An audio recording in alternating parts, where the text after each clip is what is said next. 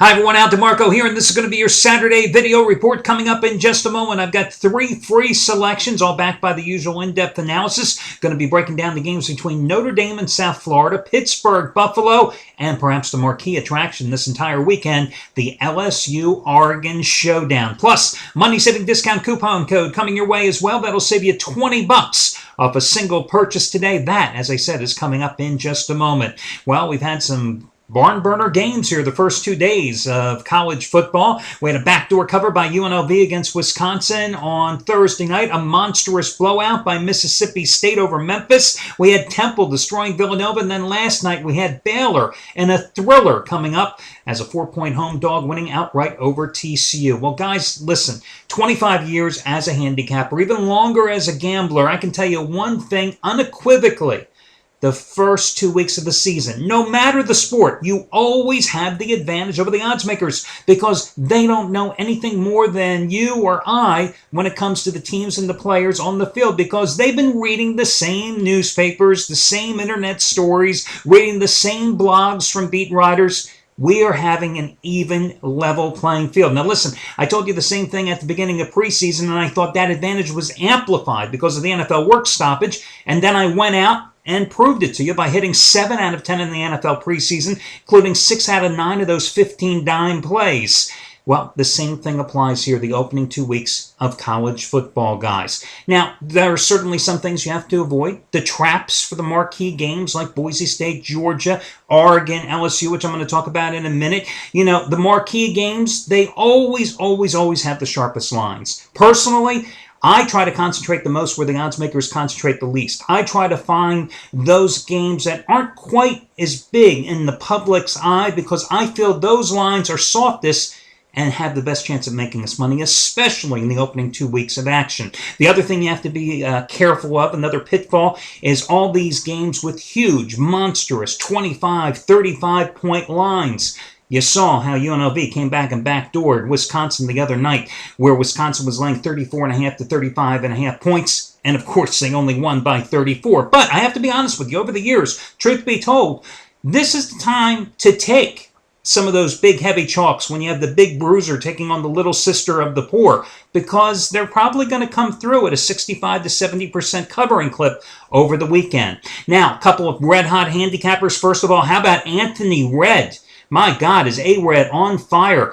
Cashed in with his 100-dime play with Mississippi State on Thursday night. Then last night, 20-dime play on Baylor.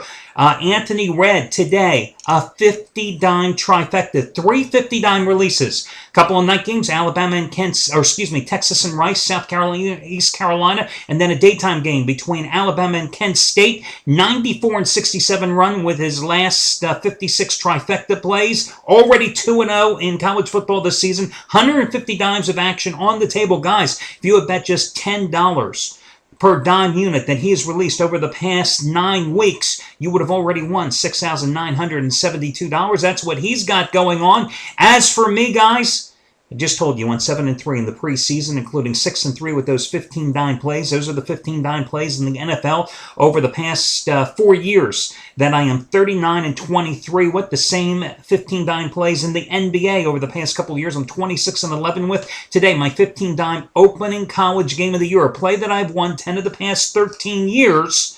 And it's another 15-dime play, which may not sound like a lot, when you compare it to A-Red's 50-dime plays, but it's all a matter of perspective. Where A-Red has a much bigger rating scale, mine is very compact. 99% of my plays are rated between 5 and 15 dimes. Also, Derek Mancini, a guy I've talked about a lot here on the videos over the past couple of months. Second ever 50-dime play today. It's on Georgia and Boise State. Remember his first ever 50-dime play of his career? Nevada, a 14-point underdog last November. Outright 34-31 over Boise. He had a 15-dime winner on Florida International on Thursday. He had a 30-dime winner on Baylor on Friday. So you might want to check out Derek Mancini as well. Plus, how about Bob Valentino? 17 out of 22. With his 60-dime baseball releases after cashing in again last night with the Giants on the run line. 7-3-1 finish last year on college football. Good for 205 dimes. First college release of the season going today as he's got a 40-dime play. Quick correction, guys, by the way. Derek Mancini is not Boise State, Georgia. He's on South Florida and Notre Dame, a game that I'll be talking about in just a moment. Now, your money-saving discount coupon code, guys, today is going to be 20 College. 20 College. That'll save you $20 off of any single purchase. And, guys, you don't have to buy my pick, so you can buy anybody's pick today. It's a one-time usage coupon, good only today. 20 College, 20, and the word college. Put it all together, no space between the number and the word, and that'll save you $20 off your total purchase. Let me get to your first free selection today, guys. It's going to be the South Florida Notre Dame game. This line floating between 10.5 and 11. Some 11.5s out there, depending on where you're looking. Brian Kelly and Skip Holtz both entering the second year of their tenure with their respective schools. Brian Kelly's Notre Dame Irish last year, of course, finishing strong with 4 straight wins, including destroying Miami of Florida in that bowl game. Skip Holtz, meanwhile, doing what Skip Holtz always does. He covers as an underdog. Do you realize as an underdog, he's 27-10 against the spread at East Carolina and South Florida, including 4 out of 5 last year.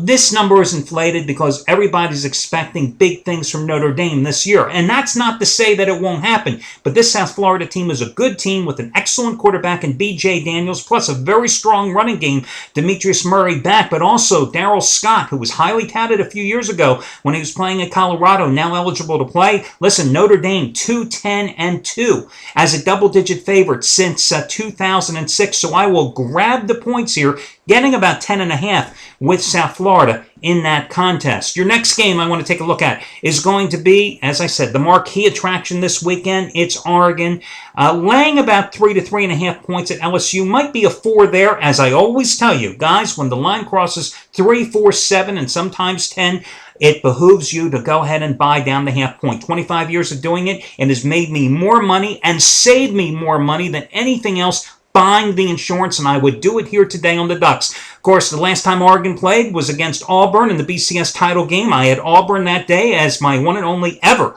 30-dime college football play of my career and cashed it in. This is Oregon team that's, of course, extremely talented, averaged 47 points a game last season. Sure, do I wish they had Cliff Harris, the suspended cornerback, who also is an outstanding return specialist, available for this game? Yes. But listen, I think we get a benefit with Jordan Jefferson being suspended, the quarterback for LSU. Jarrett Lee's okay, but he's an inconsistent passer. Not that Jefferson is anything spectacular, but he is more athletic. Oregon has advantages here. Team speed, athleticism. Guys, you can't beat speed. Now, I know Auburn last year held Oregon to 75 yards rushing in that BCS title game, but Duron Thomas had 360 yards passing. And listen, this LSU team is going to have a tough time, I think, in the first game of the season getting up the pace to play at that fast pace that Chip Kelly's Ducks play at. Well, Michael James and Thomas, just simply too many offensive weapons.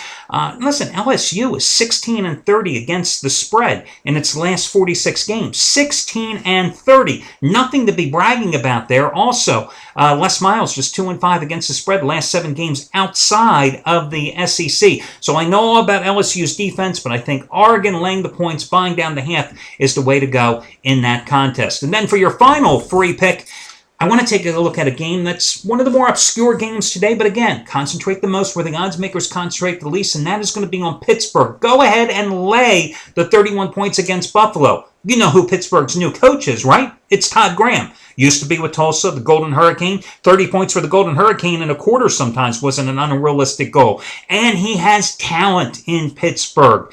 They've got Tino Sinceri coming back. He threw for 2,500 yards and completed 65% of his passes last year. He's got Ray Graham in the backfield, 922 yards rushing, 6.2 yards per carry.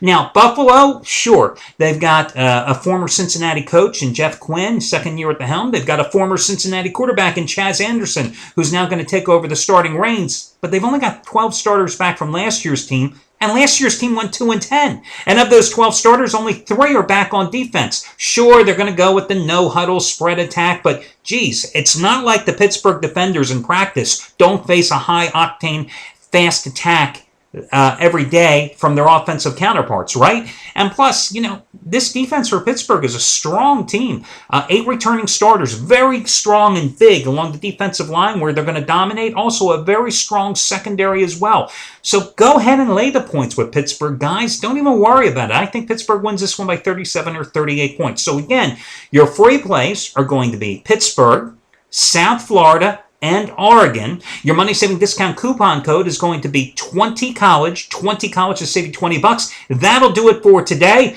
And I'll catch you again, guys, on Sunday as we do it all over again. A little college football action on Sunday. And, of course, plenty of baseball as well. Take it easy and good luck to you today.